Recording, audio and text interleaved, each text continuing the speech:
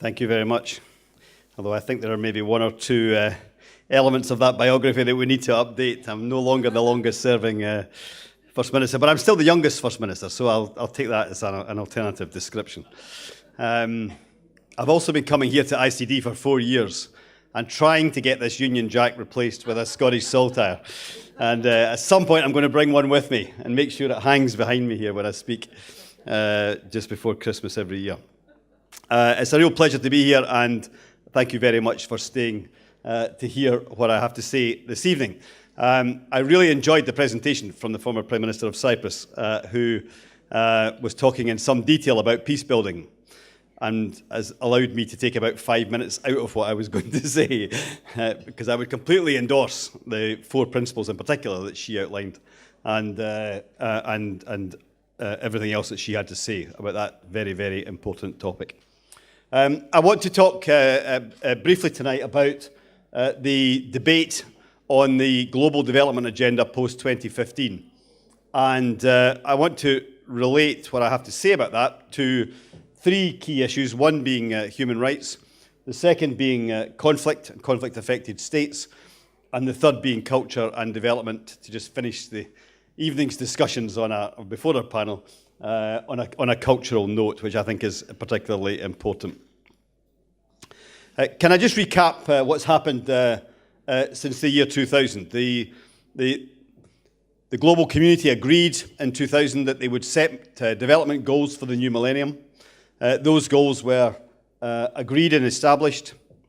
In many ways, they avoided some of the more difficult issues that could have been addressed at that time, but they did focus, perhaps rightly for the time, on the key social developments that were required. There were goals on poverty and hunger, on child mortality, on women's empowerment, on sustainable development, on education, health, and on disease eradication.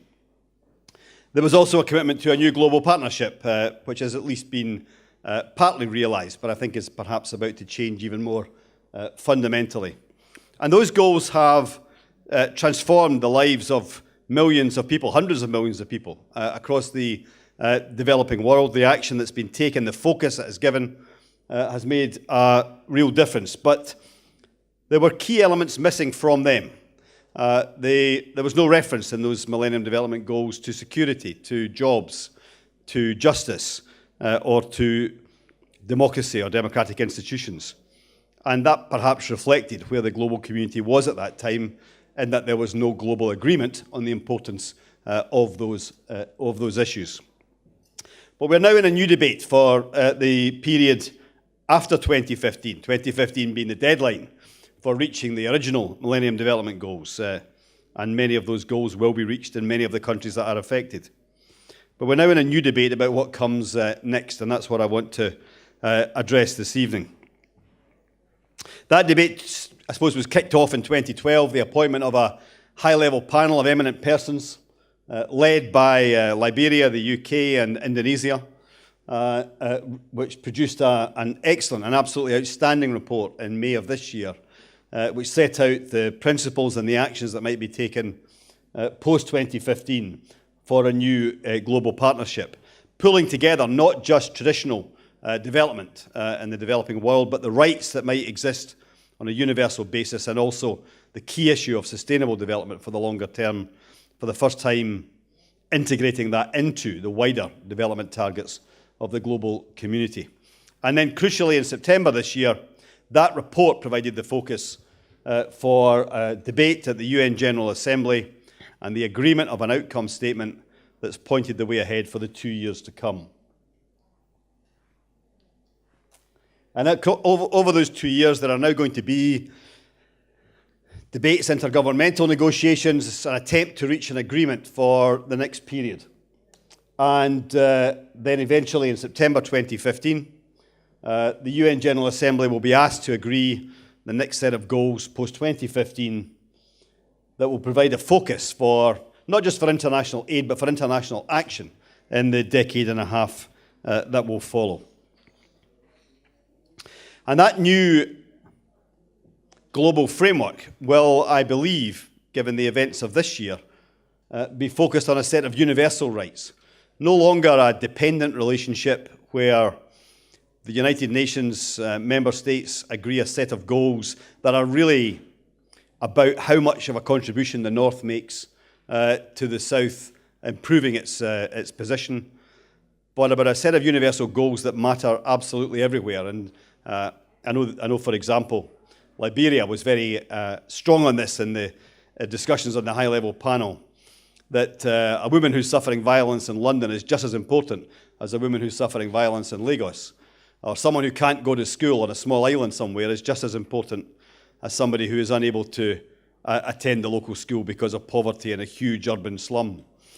And setting out those universal rights will be a basis for global action, but set targets for countries all over the world to reach, not just those who have been behind or who have fallen behind.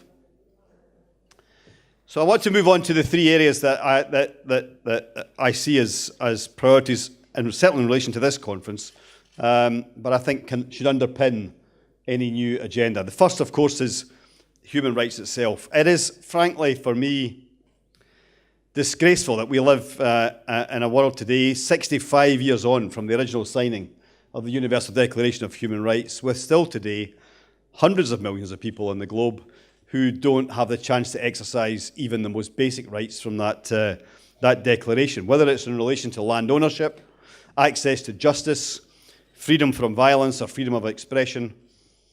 Those basic rights diminish the prospects for development, both individual human development and collective society development.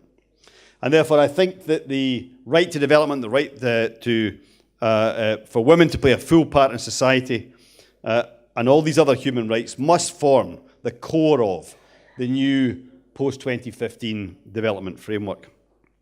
And that has been recognised this year by both the UN task groups working on this, but perhaps more significantly for momentum, the high-level panel itself.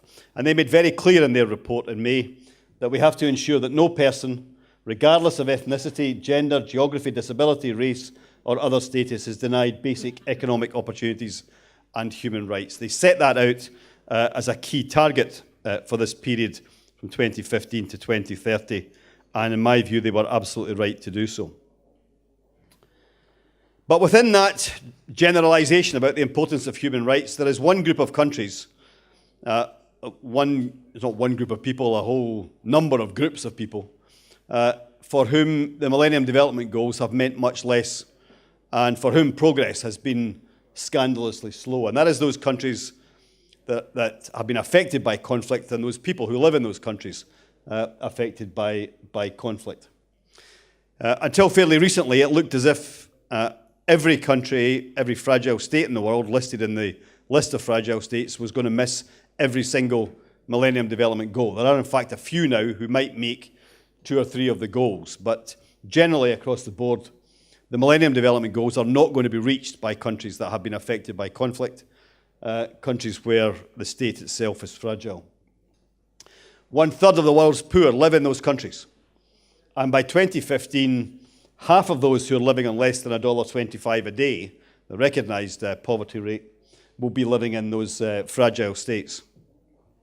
And for me, that means that those countries, but more particularly the conditions in those countries that have produced that result, have to be an absolute priority in any new global development framework. It is possible to see over the next 15 years countries that are already making some progress, make faster progress through economic growth and social development and empowerment. But those countries that are affected by conflict are far more likely to fall further behind, and the people who live in them are far more likely not to send their children to school, not to have access to employment, to die young, to be subject to violence, and to have no access to justice if they are. And the global community has to take an interest in those countries in particular, the billion or so people who live within them. And thankfully and progressively, those countries themselves are now starting to take a stand. The Dili Consensus that was agreed in Timor-Leste last February by a group of fragile states known as the G7+, but also at a meeting that included many of the Pacific Islands and the Portuguese-speaking countries of the world, they agreed this particular statement, which makes very clear that they recognise that the Millennium Development Goals were insufficient for their needs, and that the new global framework has to include inclusive economic growth, state effectiveness, peace and justice, and climate change and environmental management, all things that were missing from the original Millennium Development Goals. And with that push from those states most directly affected, and this group of states included Afghanistan, Liberia, Papua New Guinea, Timor-Leste itself, Haiti, a whole series of countries across Africa, Burundi, Somalia, and a number of others, all taking a stand to say that they wanted something more from this new global framework. A lot of talk recently about the many, many remarkable quotes attributed to Nelson Mandela. But for me tonight, one of his most significant was that peace is the greatest weapon for development. And I think we have to realise that the establishment of stable peace is an absolute prerequisite for sustainable development and for meeting these global development aspirations.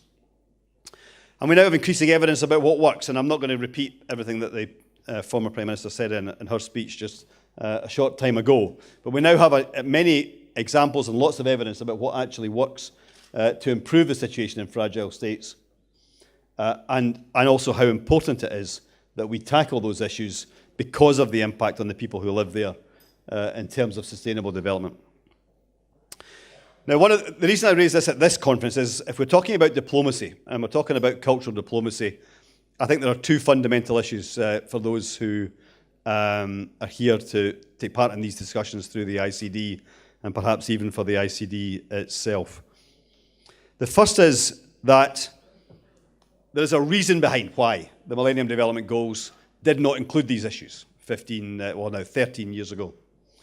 And that is that at that time, perhaps in a post-Cold War environment, still with considerable suspicion around the world about the interests, not just of the United States, as Bertie has just referenced, but of others too. The idea of international focus on fragile and conflict states was seen as a threat to those states, not something that would enhance their opportunities, but something that was more likely to diminish them because of the behaviour of the superpowers in the past. And a whole series of powerful, strong, non-aligned countries, or traditionally non-aligned countries, were against the UN coming out to say anything at all about these important issues of state institutions, state efficiency and effectiveness, about justice, about jobs, and about the importance of democracy and institutions. But that atmosphere is changing, and I think changing increasingly rapidly. And therefore we did see this year at the UN General Assembly this key statement agreed perhaps for the first time in recent times. The importance of promoting human rights, good governance, the rule of law, transparency and accountability at all levels. In the statement that sets up the debate now on the specific goals that will come out of in this framework in 2015.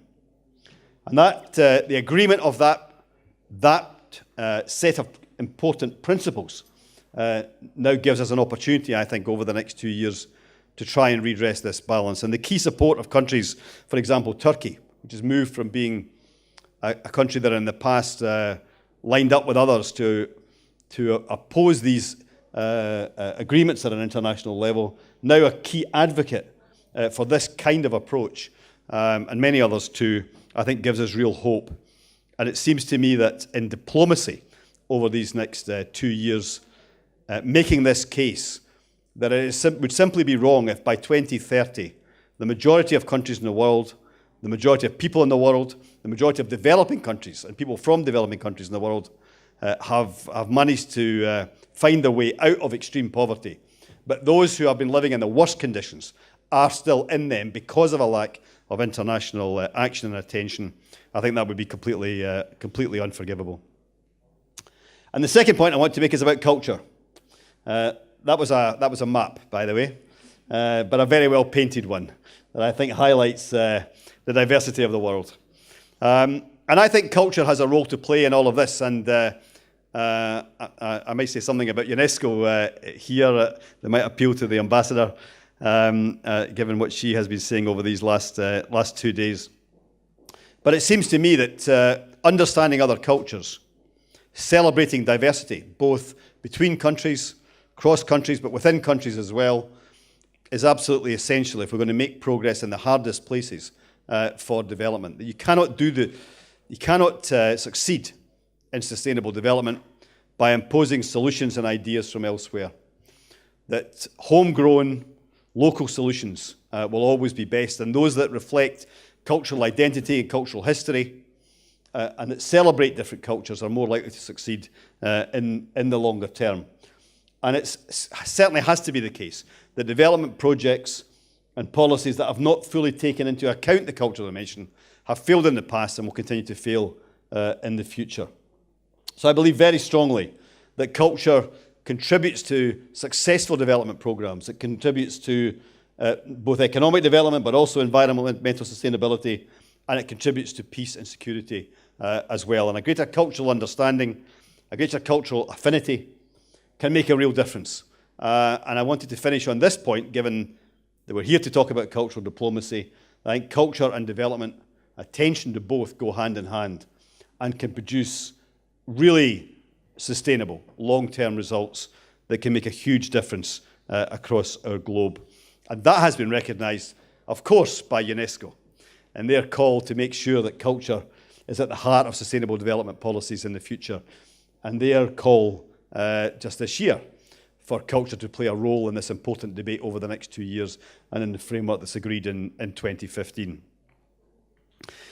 So that is my plea, that we not only agree a new global framework, but we ensure that within that new global framework, issues of conflict and security, of violence, of access to justice, and of human rights play a role, but also that we recognize, we persuade the world that culture and cultural diversity is a key ingredient in all of that.